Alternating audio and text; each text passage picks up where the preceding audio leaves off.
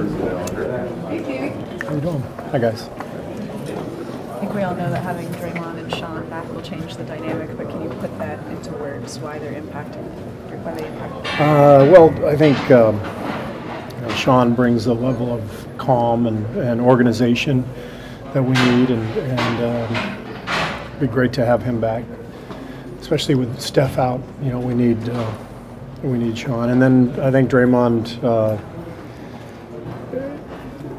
just brings the fire and the edge, and he's not going to let us get complacent. And you know, if we're making mistakes out there, if we get off to a slow start, Draymond will let us know. And we obviously, you know, for many years, he's been kind of our heartbeat, whatever you want to call it. I call him the heartbeat.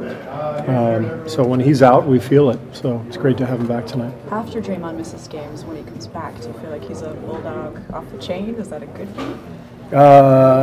He just loves playing. He just misses playing, and so, you know, missing the last couple of games has been tough for him. Hopefully, his conditioning will be okay. He had really gotten into a nice groove, you know, after missing most of camp and having a slow start to his season. I thought he really found a nice groove before this latest setback. So fortunately, he's only been out for a couple games, and hopefully the conditioning will be there, and I'm sure he'll find his way out there quickly. Coach, could you assess the game tonight against the Clippers? They're coming off of a win against Milwaukee. What are your thoughts on what it's going to take to contend tonight? Well, I'm impressed with the Clippers. They defend. They're feisty. They've got an edge to them. They've got a lot of good players. They really play well together. I like their rookie, Alexander, quite a bit.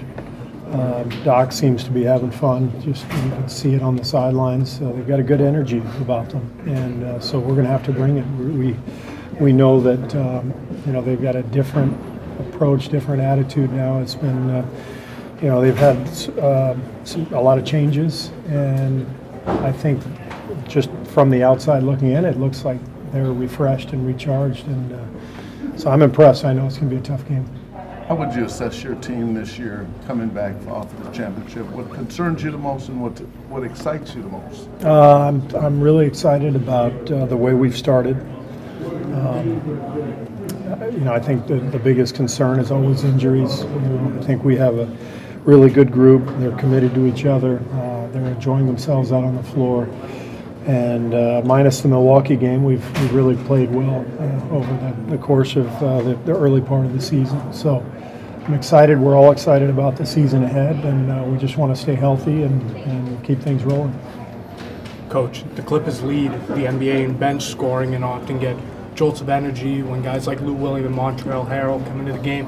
What are the factors that contribute to stopping that jolts of energy and that momentum that they get when they're inserted in the lineup? I think taking care of the ball is the biggest thing, and boxing out. You know, you take away the little easy buckets that energy provides. You know, you got to match their energy with energy of your own. So keep Harrell off the boards. You know, take care of the ball. Don't force passes. Don't let them get into transition and get easy buckets. And if you can stay solid, and it's really the same formula every game, but I think it particularly applies to this game with the Clippers, just how well they're playing and how deep they are. The Clippers wore the enough shirts the other day. The Lakers game too. Obviously, you're been outspoken about issues like that. What's your take on teams kind of making stances like that? I think it's great. I was really happy to see all four teams, Hawks and Lakers as well. So I thought it was a great show of unity in the NBA, and a statement that you know, we have to address this issue as a country. Our government has to address it. We can't just keep spewing out the same garbage about, well, it's the Second Amendment, it's the price of freedom. Give me a break. We don't have freedom if we can't walk into a bar or a movie theater or a concert without being worried to getting murdered.